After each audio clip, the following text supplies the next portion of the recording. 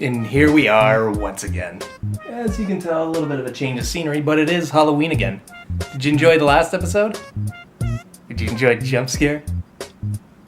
Probably not, it was actually kind of a weak one, but I hope I got you anyway. So, it is that time of year, and I must play a game and, review it. The hell is that? Get a load of this stump. Well then, I am in a bewilderment. As it were, I was searching for a soul worth my time to end and... That was pretty forward, you didn't even introduce yourself. You know very well of who I am, and you know of what I do and what I am planning. As well as what will happen to you if you start to say anything about this. Yeah, I do. It's not that it's a big a deal. All you're trying to do is... Shut the fuck up. You just never shut up, and it's time to silence you. But before I do, I have to provide a test. Since may the gaming gods demand that, it's in the rules that I just can't take your life. Gotta provide a challenge first. Complete horseshit if you ask me. Well, what challenge could it even be?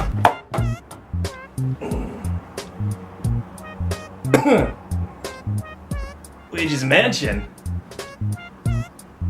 Why was there the Luigi's Mansion thrown at my neck? And why was it thrown from over there? You simpleton, that's the challenge. You must beat Luigi's Mansion without dying. That's it? That's the challenge? Like, come on, that's gonna be so fucking easy. With an A rank, you little twat! Now, if you fail, you're coming with me, and you'll never be heard from again. Well, what's stopping me from, telling you you'll fuck yourself? 'Cause your pride is on the line. It's something that I despise. You're a cocky little cocksucker whose arrogance truly believes your opinions matter. When in reality, no one truly cares. So may your pride and arrogance be the end of you. Well then, Luigi's Mansion, people.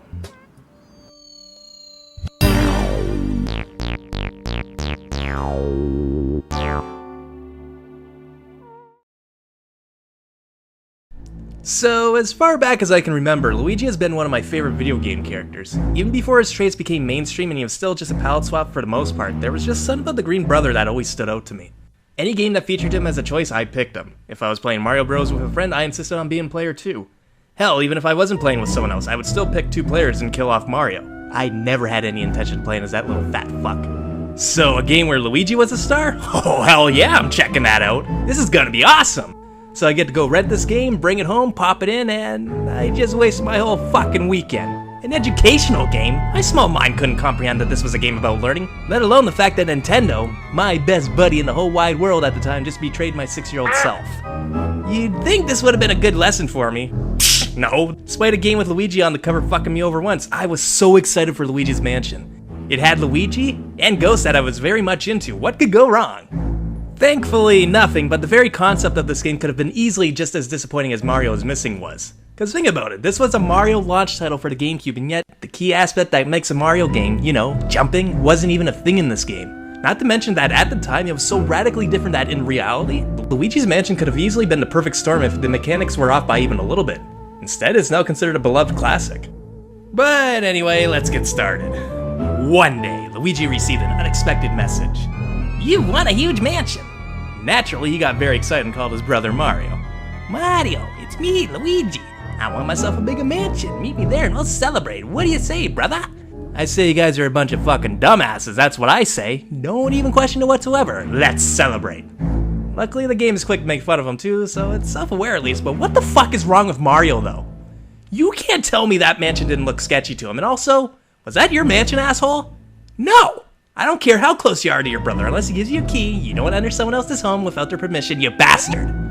Anyway, after getting lost for a bit, Luigi finally makes it to his mansion, but with Mario nowhere to be found. So Luigi gathers his courage and enters the gothic-looking mansion and begins to investigate.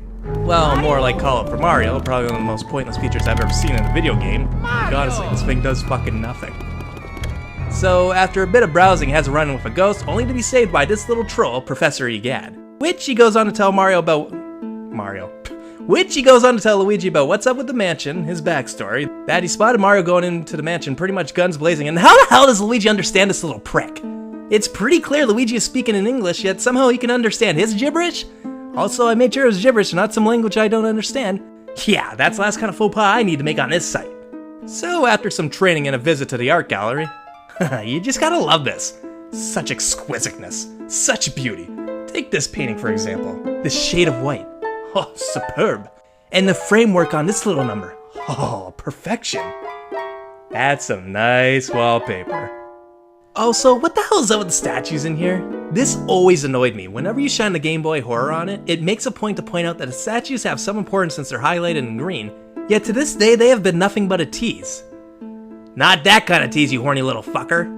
So, with Luigi now equipped with the Poltergust 3000, it's time to start up the actual game with the goal being that Luigi must go through the mansion capturing the hostile ghost, while solving the puzzles of the mansion to capture the portrait ghosts that seem to be minding their own business. Shit, that'd make a good nightmare video. Hint hint, nudge nudge, watch watch, later later. But anyway, that's more or less the gist of it. I dare to compare it to classic Resident Evil, given it's nowhere near as demanding as that series is, but you could easily make the connections. Hell, they even have their own version of the door sequence. So, the game is broken up into 4 sections. In section 1, as you would expect, it isn't very long or challenging. It helps you get used to stunning ghosts with your light and using the poltergust more effectively.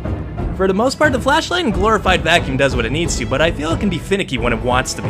I swear, sometimes no matter how close I am to a ghost, the stun time can be so short it's borderline aggravating because it makes you feel like you fucked up. And as for the vacuum itself, it can be a pain in the ass if it gets caught on something like a bed sheet, since it can completely screw up one of your captures.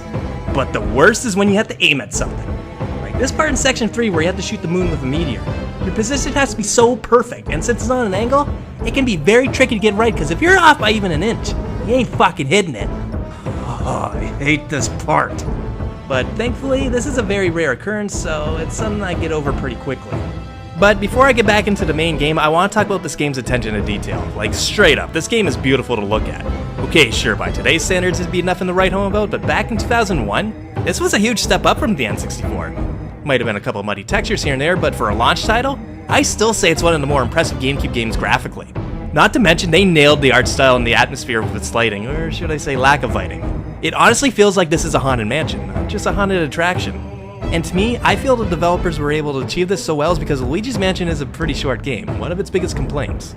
Now, while I do agree the game could have benefited from having a 5th section, I also feel that if the focus for Luigi's Mansion was to make it a big and epic game like Mario 64 was going for, a lot of the charm and attention to detail that makes this game so memorable would have been lost. Such as Luigi. He most likely wouldn't have had nearly as much personality in this game if they were focusing on making a big game.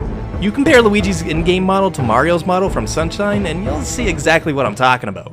But something as simple as having Luigi eye a trapdoor as he walks by one, or for even how pointless it was to add a mechanic for him to call out for Mario, or even getting more scared and desperate as his health depletes.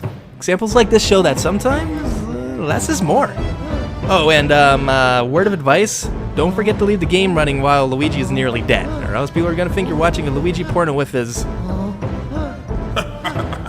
You probably watch Luigi porn all the time. Fuck I do. Then why is this Luigi amiibo all sticky?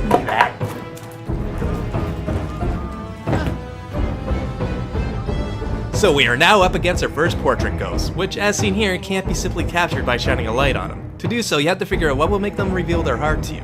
Neville, for example, is to just simply don't look at him and wait for him to yawn. And then do your best to suck him up in one go to drop that big pearl so it adds to your cash value to the... Oh shit, I forgot about that! Throughout the game, Luigi will collect money, gold bars, jewels, and pearls, and the reason for collecting money is... a better ranking. Other than that, money is another completely pointless aspect of this game, but I know very well that we all go out of our way to collect as much as we can, cause, well, why the fuck not? But I can tell you one thing, if I made that much money just off one section of the mansion, I'd be like, yeah, bro, you're on your own, I've got stuff to do. Yeah, Luigi's got the right idea. Funny enough though, if you want a real challenge, then try getting the lowest rank, which means you have to get under $5 million. That means you can't collect any money whatsoever. A lot harder than it sounds. So, shortly after you bust your first 2 portrait ghosts, you face off against Chauncey, the boss ghost. And he's not much of a challenge, but to be fair, most bosses in the Mario series are a complete joke, so I shouldn't really be surprised. But after a brief intermission, we return to the mansion, fight some ghost shy guys, which I always thought was a brilliant idea with their masks, and then we come to this room. Am I the only one that could just not spot that stupid fucking button on the first playthrough? I swear, I couldn't for the life of me spot that little prick, but when I finally noticed in the mirror, I was relieved, dumbfounded, felt like an idiot, and completely pissed that I could have overlooked something so obvious. But the silver lining to not being able to push a button for that long was the fact that it unleashes something horrible, something tedious, and a pain in the ass. King Boo, but more importantly, the 50 boos that you become tasked with catching, and my god, what a clusterfuck it is to accomplish. Well, it isn't the worst thing in the world at the beginning, it's actually kind of enjoyable if you're into collectibles, but this is because they rock pretty small health bars at the beginning, so it doesn't take much to vacuum them up. It's when you're getting closer to the end of the game, they just become a pain to capture. As you can imagine, they start getting a lot more health, which again, isn't a problem in its own right. The problem is that these little bastards can room hop, so when they start getting to 150 or even 300 health, they're gonna take a little bit to finish off, which in the meantime, you have to hope that they don't jump into another area that you can't get to right at that point in time. This is something that always aggravates me because it's very easy to lose track of them, and the backtracking can be so tedious, especially on floor 2 where the boos can fly into section 1 again and vice versa, meaning you have to navigate all the way there again or luck out and find a teleport mirror and go at it again and pray to fucking god it doesn't fly back into section 3. Fuck. Oh, fuck off. Are you fucking kidding me? Come on!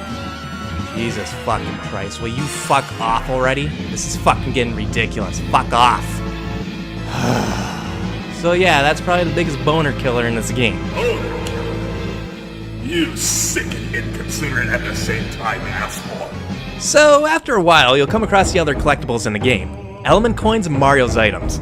The element coins gives the poltergust the option to burn, drown, or freeze ghosts to death. Instead of, go the more humane route and just suck them up. Oh, and you use them to solve a couple puzzles, but fuck that, let's burn these motherfuckers. Mario's items are more for fleshing out the plot, which I should probably get back to. Yes, get on with it. You're just stalling. Shut up. So Luigi finds Mario trapped in a painting, and he learns from a ghost ally that King Boo set the whole plan in motion to trap the brothers into paintings for the apparent trouble they gave him in the past.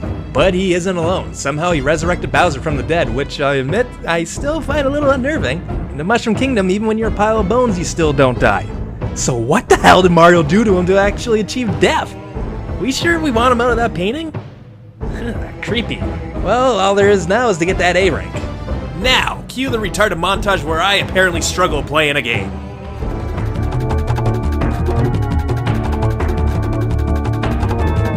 And I'm over it, skip to the final boss. Come on, come on, come on, come on, don't you fucking die. Yeah! Oh my god, that was so close. Well, it's time to see if you passed my trial. This is going to be interesting to see you wallow in self-pity as you probably came so close. I could tell that you put your heart into it and try so hard to succeed. That's bullshit. You lucked out fucking cocksucking piece of shit. This is fucking ridiculous. You passed it just by that much? Unfucking believable. Fine, you won, but this isn't over. I can't fucking believe that I have to follow these stupid rules. Oh no, I must give a chance or it's cruel and unusual punishment. Fucking suck a dick. Okay, like him or hate him, that guy's got the mouth of a gamer. So after finding out your total, we finally free Mario from his prison, and I love this ending. No big finale, no epic or anything like that. We just have Luigi, laughing hysterically at his brother with tears of joy running down him.